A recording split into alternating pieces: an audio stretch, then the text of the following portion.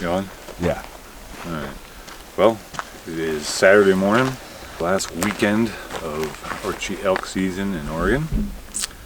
And we're hoping to capitalize on our efforts over the last few days. We've been at them. We changed spots this, last night, as we said. So we got that loop that we were talking about last night. So about 5-6 mile loop we're going to do here this morning. Follows this big drainage that's down over here to my left, and then just trying a different spot on the map and just seeing if we can get into something different. We want to keep that.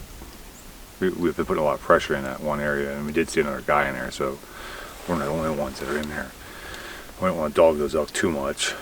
We may go back in there tonight or tomorrow morning or tomorrow night maybe as our last ditch effort, but we know there's elk in there. And so this is one of those, like, we left elk to find elk situations, but we think it was the right thing to do, pressure-wise. These things have been pressured all season long. The last thing that we need to do is right at the end of here, mess it up. We still have opportunities. We have all day today and all day tomorrow, so we'll see what we can make happen. Maybe we'll run into a deer and run into a bear. It'd be great if we could run into some elk, but we're gonna go hit the trail and see what we can find this morning. Let's go.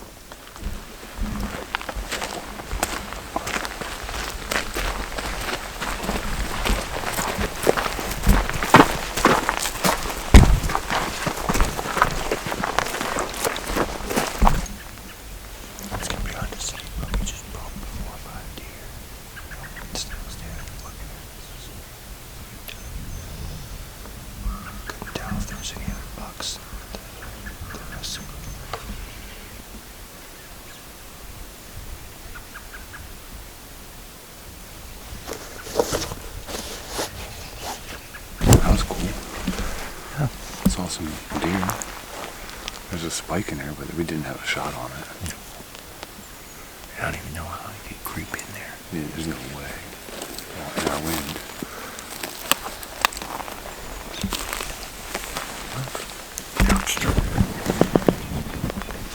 That's why they didn't smell us.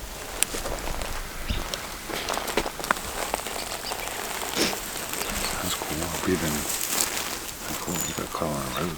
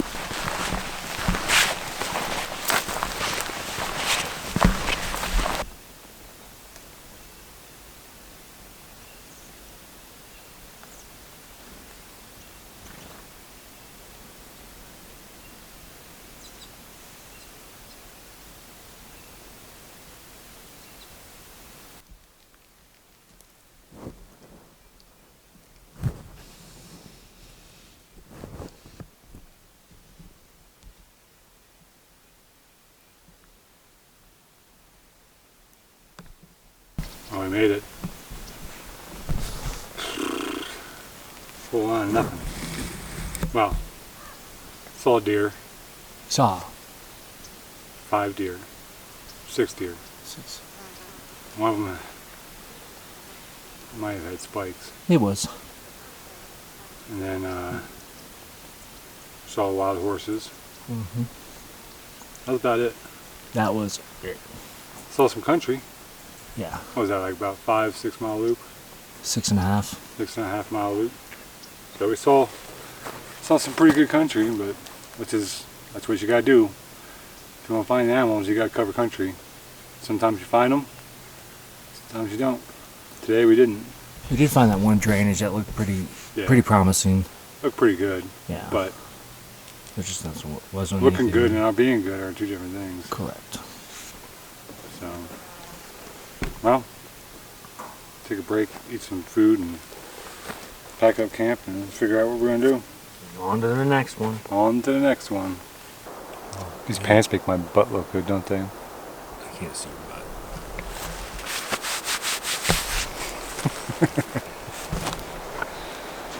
Well, we moved up the road a quarter mile. I don't know. A few miles. A few miles. And picked another trail to hike up in. This isn't real far in here. It's noon, so some springs up here in a meadow. Go in and just check it out, see what we see. I've seen a couple other people driving around trying to figure out the same thing we're trying to figure out, where to go. So, walk in here, see what we see, and come back and figure it out for later. I mean, yeah, this could be a hidden pocket in here. Yeah. Holding some elk. So who knows? I mean, it's just luck of the draw of which pocket to pick, right? Yeah. That ends up having elk hold up in them. So this has water, supposedly, and the meadow's there. So yeah, we might just go up here, sit on it for an hour or so, midday. Maybe something will come into water. Yeah. See what we see.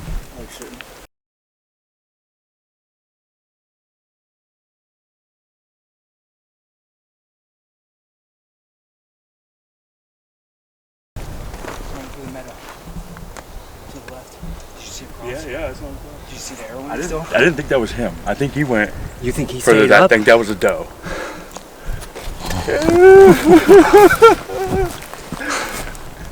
That looked like a great shot. It looked like a good shot, It right? looked great. It felt good. It looked great. So, I couldn't see. yeah. He was behind. So he went behind the tree. Well, they started walking, and I knew not to. I didn't want to stop, but they were walking slow enough. I just put it on the. I put the 40 pin, because I didn't want to move the dial. Yeah, no. I put the 40 pin right at the top of his back, of his front shoulder. Yeah, yeah. And it looked like he stepped right mid-body. Yeah. It looked. I mean, You saw it too? high it looked long. slightly low. Yours low? I think it looked high. You think it You was gotta look high? at the angle too. Where it hit. Look at how steep of an angle. Oh yeah. Where it hit. It would be kind of high, but I don't know. I stuck him good though. I couldn't see the shot. It buried. The arrow buried pretty good. It did. I couldn't see the shot, so I forgot to turn the camera on. I was too busy arranging. Didn't turn the camera on. I couldn't have seen it anyways. You don't think Yeah. so? Well, I was behind the tree. Oh, you were behind the tree? Yeah. So when he stepped, I had a and you shot, perfect view of it. I had no view. I was just thinking in my head, I'm like, shoot, and then the arrow flies, and I'm like, oh my god. I wanted that doe had to step out away from him. Yeah, he was smart. He went right behind that doe. Yeah. Because I had him at 44, and then he circled around behind the doe and he came out, and I had him at 50. Yeah. And then when Not even your bow. Yeah. Show everybody the bow you're using. Hey, I was wondering why we were gonna do that. Like, why were you so upset about the deer earlier? Like, you don't even have a bow. got my release on. That's why he's been carrying, because Chris, so everybody knows, Chris is the camera guy today, but he's got his release on, because he's the one on the deer tag, so he could shoot my bow if a deer came out, and that's what just happened. And I'm hopefully, I hit him.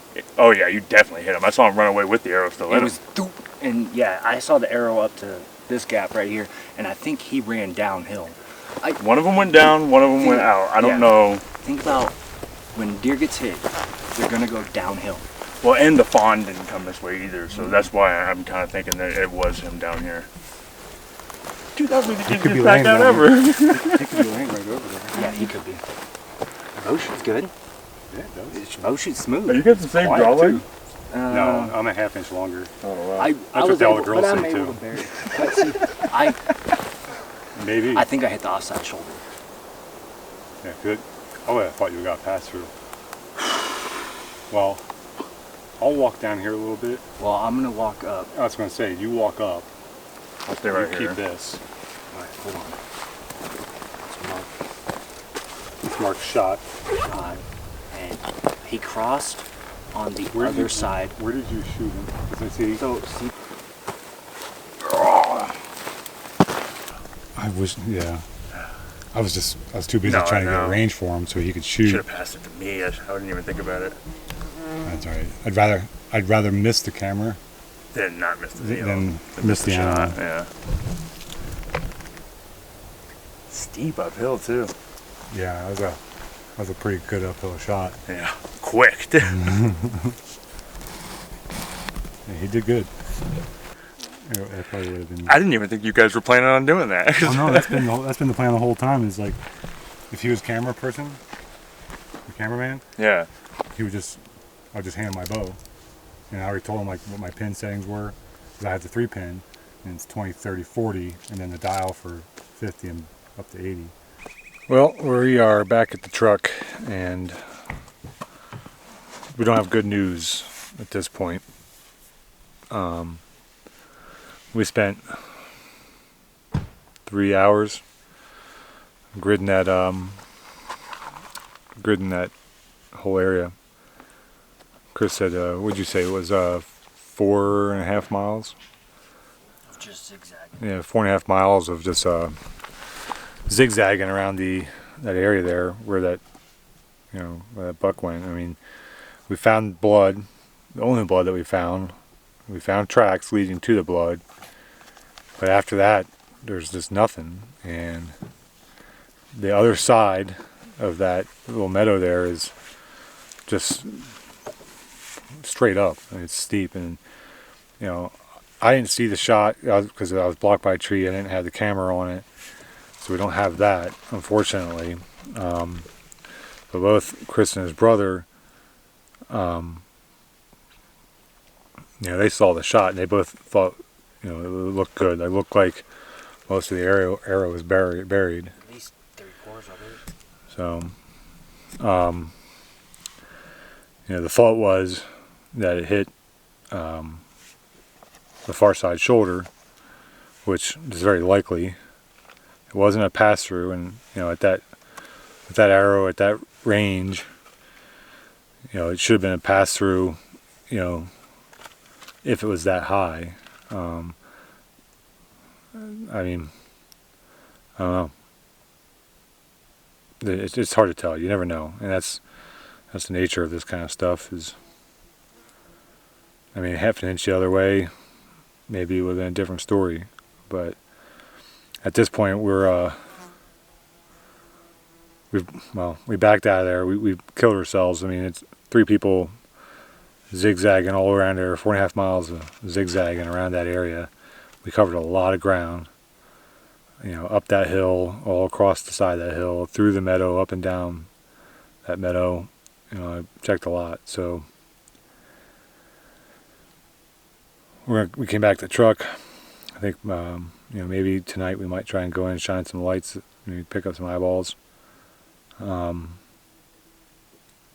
Maybe go in tomorrow morning, take another look. But Chris is beating himself up, obviously, but I've been there. I get it. And it sucks. No way around it. But it happens. And no one can say that we didn't put in due diligence this afternoon looking for that deer, because we covered a lot of ground looking for that deer. So, it's thick in air, so we could have walked right past it and never seen it. Who knows? But we may try one more time, one last ditch effort to try and locate that deer and go from there. So we'll see. But we're a little down and out right now, that's for sure. But we got one more day. Tomorrow's the last day of the season, so maybe we can make up for it tomorrow. We shall see. Stay tuned. What are we doing? Waiting. What's the plan? No, we're gonna wait till. We scoured that whole area really thoroughly. I'm pretty pleased with how we looked, but just replaying the shot in my head, and when he came down and crossed the road and we didn't hear any braking or anything going on as he ran by, and as thick as it is on the other side, I thought we would have heard some sticks breaking and stuff. There's very puzzled on why we have not been able to find him yet. And it could just be one of those things, he's laid up in a thick bush up underneath it, and we just walked by him. So we're gonna wait for it to get dark. We're gonna go in there with some flashlights, and we're gonna see if we can get his eyes to shine. And I mean, you can pick up the eyes shining just by flashing the light in there from a good distance away. In hopes he's just laying there up underneath some stump or bush or tree or something. So we're gonna give it one last little push in there tonight, and then we're gonna drive back and camp where we did the night before, and go in where we got into those elk for 2 days. Last ditch effort tomorrow. That's the plan. All right, so close out for tonight. Wish we had a deer laying here in front of you, but we don't. So it happens, right? If you've been bow hunting long enough, you're gonna lose an animal. It happens to everybody. It happened to Garrett a couple years ago. So it happens to everybody, and we try to do the best we can to make it not happen. That's why we practice, you know. And some people are gonna say, "Oh, well, you shouldn't have shot Garrett's bow. Like, that's why you did that." Blah blah blah blah. But I've practiced with his bow. Like, we've practiced for this situation. And I was hitting money just fine. And the shot, like I said, the shot felt great. The shot looked great. We're sitting here puzzled, and we keep going back to, we don't know what happened. We don't know. All we can do is assume and guess. So what we're kind of assuming is, with the steep angle that I hit high, and then the arrow just went through him, or hit the deer and went over the lungs, hitting nothing vital, making it a non-lethal hit. Never found the arrow. That doesn't mean anything. I mean, he could snap it off later. He could break it, kick it out later. It could have came out early, and we just never found it. It's just one of those things that it happens. So I am pretty distraught, you know what I'm saying? I'm not the happiest camper right now. In a pretty sour mood, but because nobody wants to go and shoot an animal and have one out there wounded. You know, we come out here to shoot animals and hunt animals with the same respect of anything else, and to take them home and enjoy them and provide for our family. And so, you know, when you shoot one and you lose it and you can't find it, I mean, it's food off my table, essentially.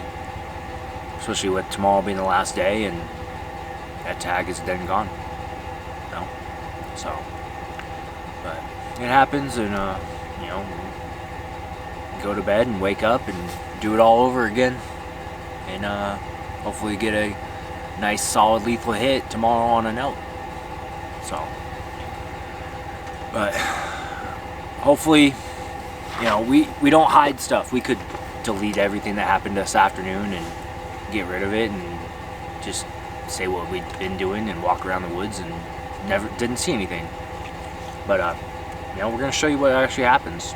And if you've been hunting and you've done this, you know this is the stuff that happens. This is the risk you take when you come out here. So you just try to do your best to make the odds in your favor a little bit more.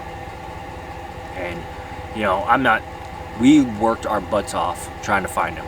We searched for 3 hours after the shot, walking almost 5 miles, zigzagging up and down the hill, off the sides of the hill, and up and down the meadow, and just trying to figure out what this deer did after the last set of blood that we found, or the only set of blood we found.